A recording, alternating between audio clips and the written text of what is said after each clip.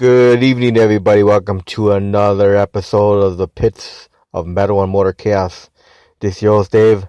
In just a minute, I have a special guest, A-Fuel Dragster driver, Duane Shields. Hold on, let me get him on the line. Bear with me.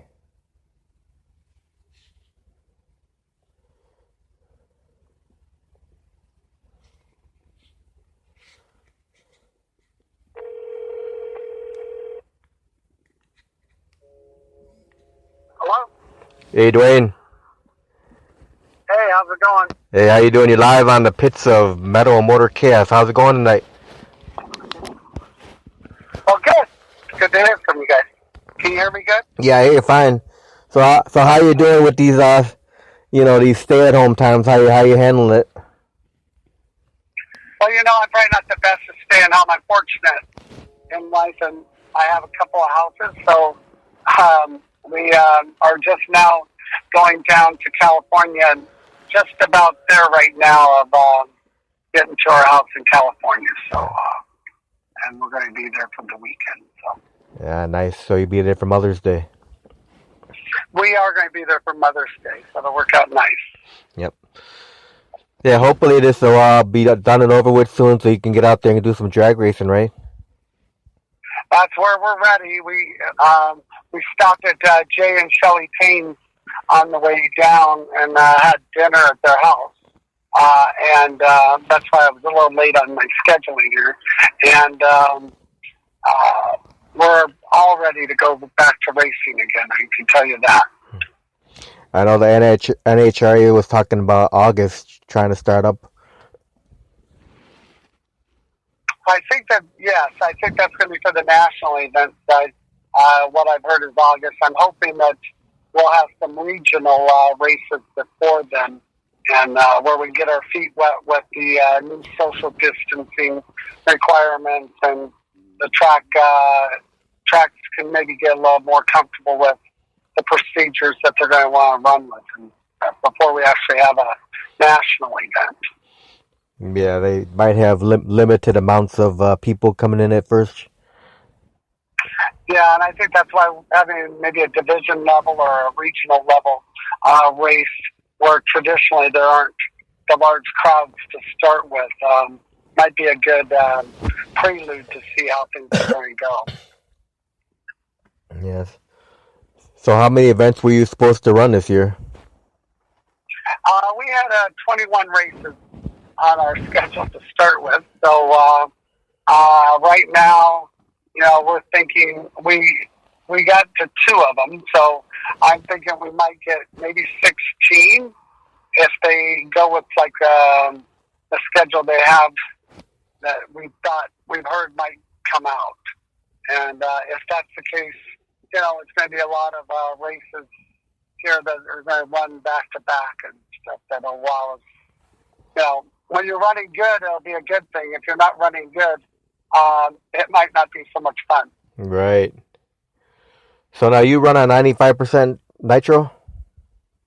95% nitro, yes. 5% on the alcohol with it in the mix. Now let me go back in your history with you and ask you, how did you get into drag racing? What year did you start drag racing? I started on asphalt drags in 97. I bought the car at the end of 96, a blown alcohol, top alcohol car from David Busby, and then went racing in the 97 season. We started with just a couple of division races, and that pretty much was it for the year. And we found out we could blow up a lot of stuff. Yeah. So what made you? It was quite a learning curve. So what made you get into drag racing, Duane? I started as a kid motocross racing. Went from motocross to desert racing on motorcycles, and then I had a sand car that I started doing sand drags with, which was 300 feet, 100-yard races, and we then decided we wanted something a little bit more professional, and then moved into top alcohol dragster. Now, have you always been running with the nitro, or you started off just all alcohol? No, I started with the blown alcohol car in '97, and then in 2004, I ended up switching and went to the A fuel car, nitro injected. Now, last year, how'd you guys do last year? Last year, we ended up, we were so-so. We ended up number 3 in the region.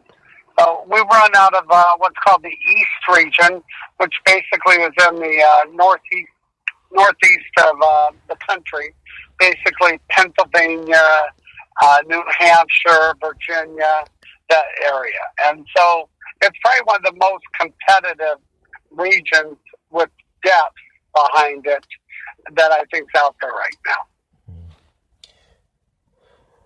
So now, Duane, when you first got into drag racing, did you have any drivers out there that were inspirational to you out there? You know, I think I always stepped up my game when we ran Rick Santos, and we would always end up having something go wrong every time we ran against him, in the sense of if I would either be late or the car would have a malfunction and stuff. But a few times we had a couple of good close races, and he certainly was, at that time, you know, he was the champion, and he allowed you to sort of work towards stepping up your game, and really was a challenge. Now, how about with the Big Show NHRA guys? Do you have any inspirational drivers from them? You know, on the Big Show, I think that, you know, for salesmen and taking care of his sponsors and stuff, John Force is certainly the top line when it comes to that, just because he understands that it's about marketing and trying to give the sponsors the return on investment that they're looking for. Oh yeah, he built that from the ground up. Yeah, you know what? He didn't have it handed to him, and he's been, you know, quite successful at creating the top tier, and I think that he's brought people along within this team and has trained them, and they've gone on to better things. Yep. Now, how about you? Who are your sponsors? You know, we're sponsored this year from Muscle Milk, and that's a drink that's a milk supplement that's it's really for athletic wears or outdoor people, and it replenishes their body for energy level. Yeah, I know my wife. Once in a while, my wife drinks that. She buys it from the gas station. Yeah, you'll find them over in convenience stores. We have convenience stores in Las Vegas, and that's where I was able to see their product. I believed in their product, and we were able then to go and work with them and make a deal. That's good. Unfortunately, you know, this is the first year for us having them, and then we haven't really got on a roll with races. We had the first 2, and then, of course, with the shutdown of the virus coming and all that, we haven't really had a good opportunity to showcase their product. Right. Now, besides Muscle Milk, you have any other sponsors? We're sponsored with Brad Anderson. He makes our heads and blocks, and we have our oil and our NGK spark plugs, and those. And we've had GRP connecting rods forever, and with this year with Clean Boost, which makes the oil. This is their first year on our car, so we've ran their product for a couple of years, but this is the first chance we get to showcase their name on the side of the car. Mm. Now, who are all your crew members that keep this dragster running? Well, you know, I wouldn't be able to run without having Dana Hopewell as our crew chief, and he's been with me from the day I went into the Nitro Dragster, and then I've got Jason Lopes. Jason works with the clutch department on the car and handles driving the tractor trailer. Then I've got Cam Brady. Cam Brady works the bottom end and he's the guy who straps me in, gets me backed up, makes sure that we're ready to go. And we've got Cheryl Hopewell, who drives the tow vehicle and handles taking care of making sure we get fed well. Nice. Now after all the years of drag racing, now Duane, what still keeps you passionate about doing it? You know what? It's really the relationships that we have at the track, the off racing time, and the competitiveness of the class. The class is very competitive right now, and we see a lot of close racing, and we have a lot of great friends that, I've been doing it now over 20 years, and I've got a lot of friends that I like to go see and hang out with, and I think that's what makes it more fun. And I still like to win. So I think as long as I still want to win and we have the sponsorship behind us, we are ready to go and keep doing it. Now, what was it like to get behind the wheel for the first time, the A-Fuel Dragster? You know what? It was so much fun the first time because back then we were on 100% nitro. And so when the car would go to stage, it would be rocking back and forth and popping and cracking. And when you hit that throttle, it instantly just jumped right up and took right off. And so now with that 95%, I tell people, well, it's a little bit more like a pussycat when it stages and stuff, but it still comes alive the same way when you hit the pedal. And it's so quick, and the adrenaline rush can't be matched. Now, what was your quickest pass you made with the A-Fuel Dragster? 517 at 281 miles an hour. And what track was that at? And that was at Virginia last year. I've gone 517 a couple of times, but last year was the most recent time. Now, what are some of your favorite tracks to race at? My favorites are tracks that we're not running at anymore, quite frankly. Englishtown was always my favorite track. I had a great success record there. Sonoma Dragway over on the West Coast is where I won my first race. I won a couple of national events there. I like Houston. I've won Houston event a few times. And you can't take away Indy. I've been fortunate enough to have won Indy also, and it really was unbelievable, the reaction that it's fun. Yeah. Now, when you're out on the track, do you have any pre-race rituals or superstitions when you're out there, Duane?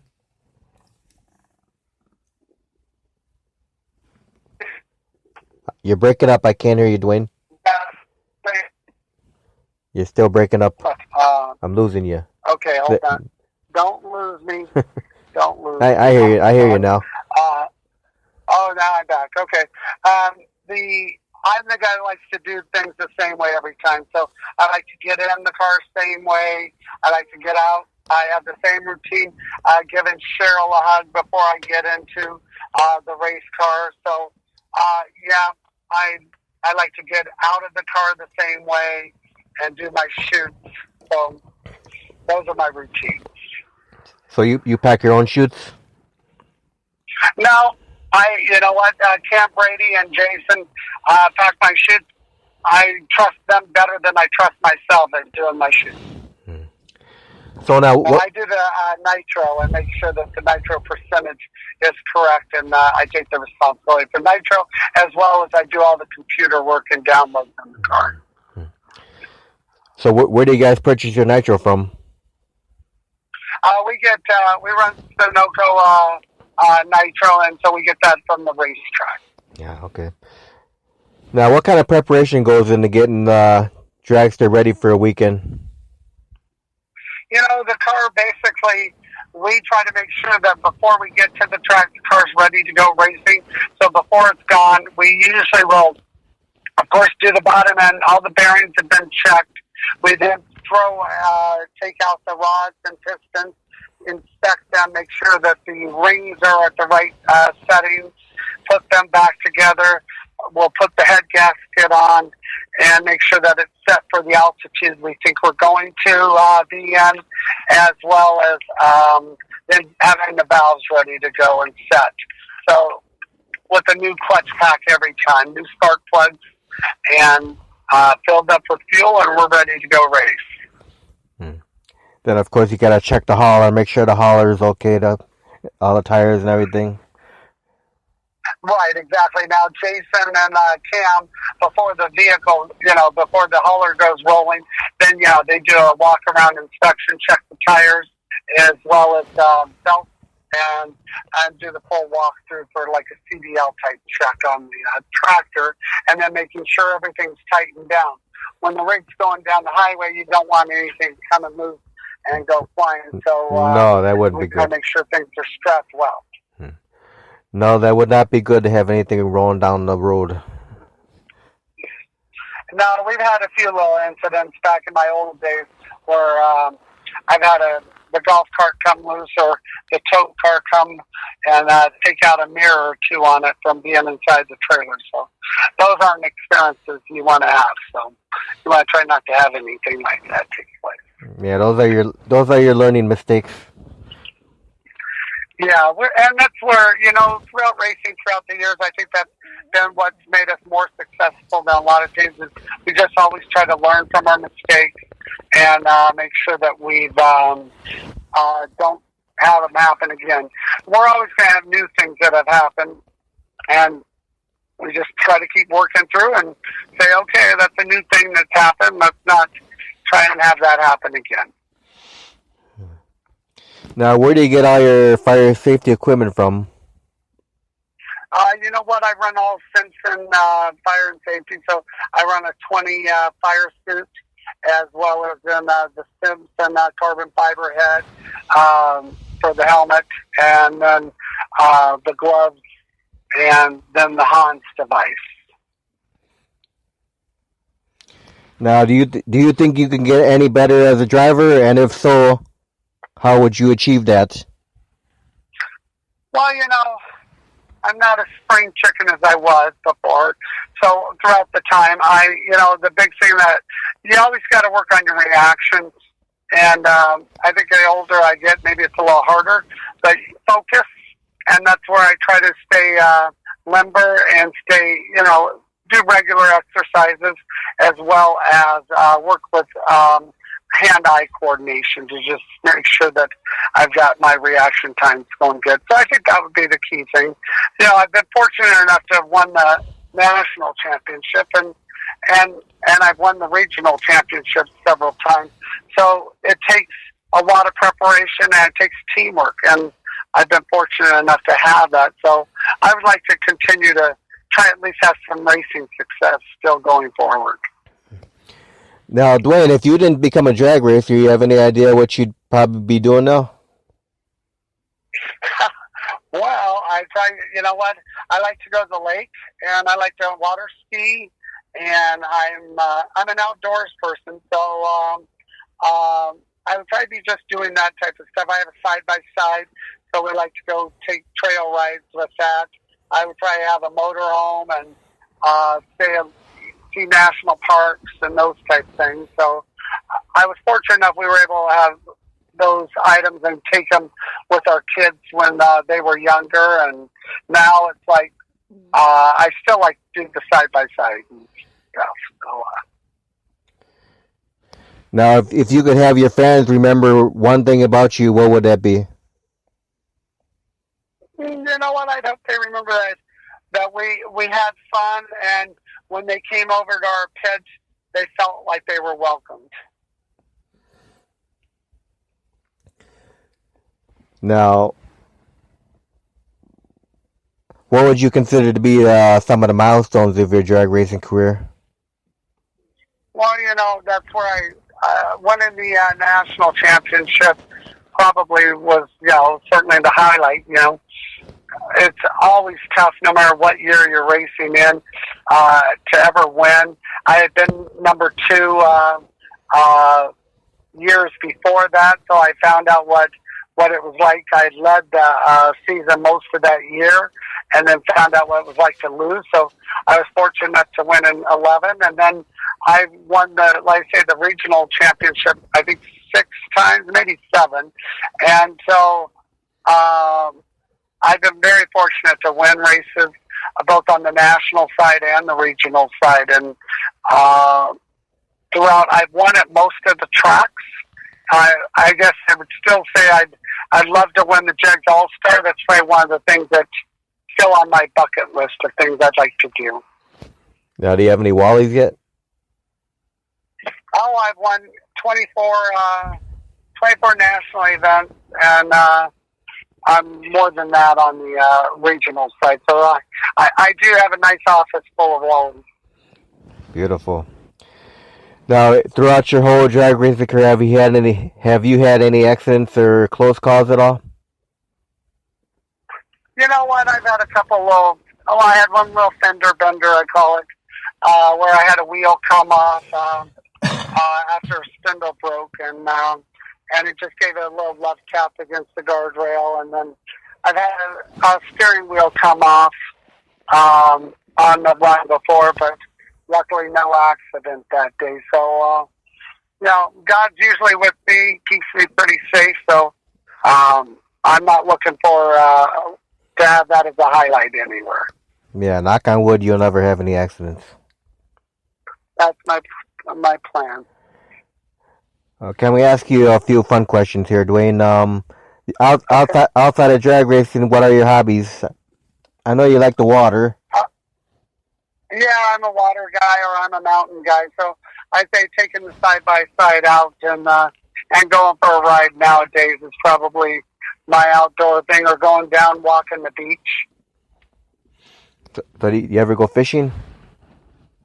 I'm not a fisherman. No, I have no patience. So no. Not very good with fishing. So not going to happen. No hunting, no golfing? No, hunting, you know what? I might shoot somebody if I'm out there with a gun, so probably not going to happen. Golfing, if I'm going to spend a half a day doing something, it's usually not going to be on a golf course. So yeah. It's just not for me. So.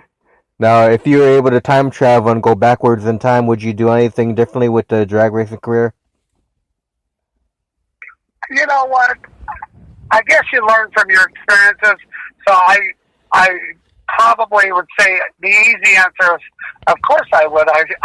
I probably would buy better equipment from the beginning and wouldn't have blown up a lot of parts and had a lot of money being spent. But then again, we probably wouldn't have learned as much as we did. So, life throws you curveballs, and it's just how you react to it sometimes. So probably not change life. All right, now if someone were to come up to you and give you, say, $800 million, and they wanted you to build a brand new drag race track, where would you consider building a new track at, and what kind of features would you want to put into a brand new track?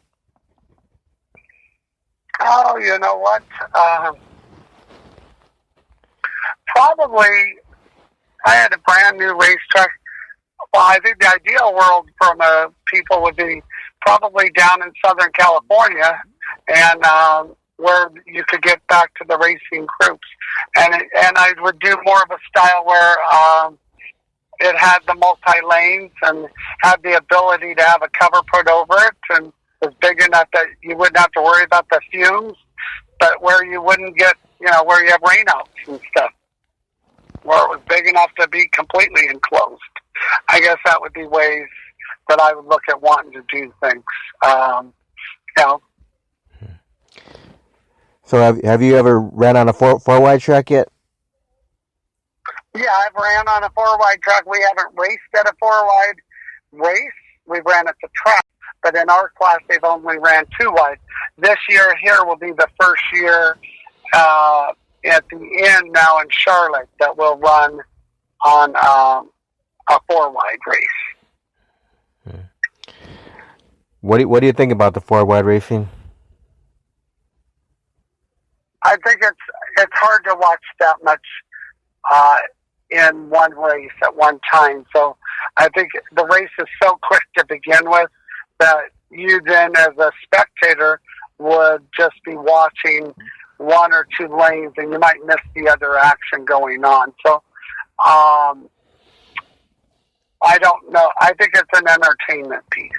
Yeah, I think it kind of shortens the event for the fans too, with four cars going together. Yeah. Yeah, absolutely. You lose a round in the way that the race is set up, so it definitely is a quicker day for sure. Yeah. So now, if you and your wife have time to go on a vacation getaway, what's your favorite vacation getaway? You know what? We're a national park, or going on we took an Alaskan cruise, and we enjoyed ourselves on that cruise. And once we got there, then we went up to Denali National Park. So I think that was our good time there, or just going up to whether it's Bryce or Zion or Yellowstone. You know, we enjoyed the national park system. That's nice. So now, what is your favorite food dish to eat? My food dish to eat, I'm a pasta guy. Anything like fettuccine, all the death foods, I'm pretty well. I'll like anything with heavy Yeah. sauce and stuff like that. So, Now, does your wife cook? my wife does cook. She cooks well, but there's only two of us, so we'll eat pretty simple food most of the time. She makes great enchiladas, and but most of the time, you know what, we'll just have either something simple like pot stickers or maybe a TCT or something simple usually. Now, do you cook at all? No, I don't cook, so that's not me. I'm pretty good at burning whatever I'm cooking, so I try to stay away from that. How about barbecue? You know how to barbecue? I like to barbecue. I've tried it a few times, and I found out I could really ruin a pretty good hamburger. So I'm working on it, though. I'm practicing, trying to get a little bit better. I'm not burning the food. Now, when you're at the track, do you guys barbecue?